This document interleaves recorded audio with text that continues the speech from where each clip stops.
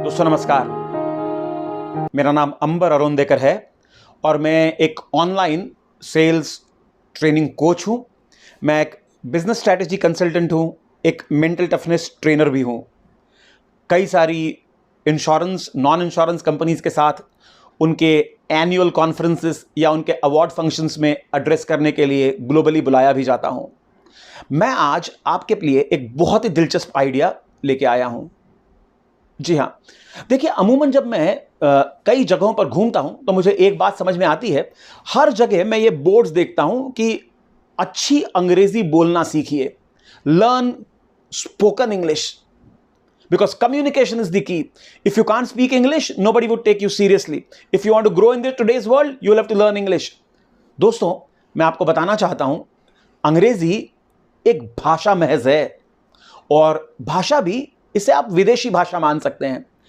इसलिए अगर आपके जहन में इस बात को लेकर थोड़ा सा कहीं आपका आत्मविश्वास अगर डगमगाता हो कि मैं अंग्रेजी नहीं बोल सकता, तो मेरा यकीन मानिए यह आपके परफॉर्मेंस को पुअर करने का या आपके आपका जो काम है उस काम को उस स्तर तक न ले जाने देने वाला एक सबसे बड़ा रोड़ा है।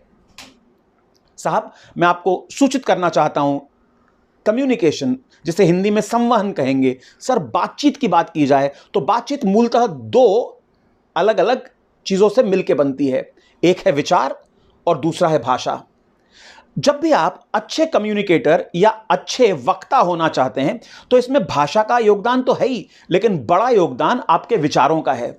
अगर आप अच्छे विचार किसी भी भाषा में किसी के भी सामने रखेंगे तो मेरा यकीन मानिएगा सामने वाले व्यक्ति का प्रभावित होना तय है, क्योंकि व्यक्ति भाषा से कम प्रभावित होता है विचारों से ज्यादा।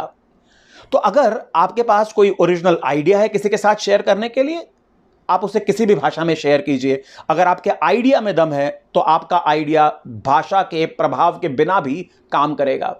और हां, हम में से कई सारे लोग अंग्रेजी को जो महत्व दे रहे हैं, सोच के देखिएगा, कभी क्या आपने सोचा है कि मैं हिंदी अच्छी बोलता हूं क्या, मैं पंजाबी अच्छी बोलता हूं क्या, मैं मराठी अच्छी बोलता हूं क्या? ये सारी की सारी वो भाषाएं हैं जो हमारी अपनी भाषाएं हैं। अंग्रेजी एक विदेशी भाषा है। देखिए, मैं आपको ये नहीं कह रहा हूं कि अंग्रेजी मत सीखिए, लेकिन मैं आपको ये कह रहा हूं कि अगर आप बार बार ये सोचते रहेंगे कि बिकॉज आपकी अंग्रेजी अच्छी नहीं है इस वजह से आप काम नहीं कर पा रहे हैं, तो ये आपके इमोशनल माइंड को इंपैक्ट करता है।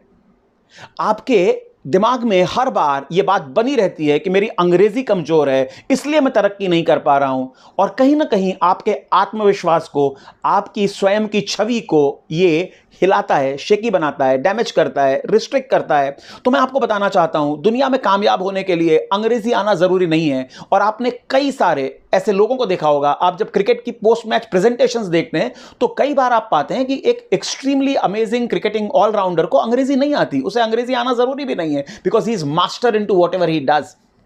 आप जो भी फील कर रहे हैं, अगर आप उस फील्ड के मास्टर हैं तो लैंग्वेज इज इममटीरियल। इसलिए अंग्रेजी के हौवे को दिल से निकालिए। और हां, अच्छा कम्युनिकेशन, चाहे आप जिस किसी भाषा में बात कर रहे हो, वो डेवलप करने के लिए काम कीजिए। आपके विचारों को डेवलप कीजिए। विचारों को डेवलप करने के लिए पढ़ते रहिए, सीखते रहिए, लेकिन अंग्रेजी के भूत को दिल से निकाल दीजिए। बिना अंग्रेजी के भी कामयाबी हासिल की जा सकती है, क्योंकि भाषा का अपना महत्व नहीं है। आप किसी शख्स को विचार कौन से संप्रेषित करना चाहते हैं, what are the thoughts that you want to communicate to the world, are more important. Are you getting my point? अंग्रेजी के भूत को दिल से निकाल दीजिए और कामयाबी की राह पर पूरे आत्मविश्वास के साथ कदम बढ़ाइए।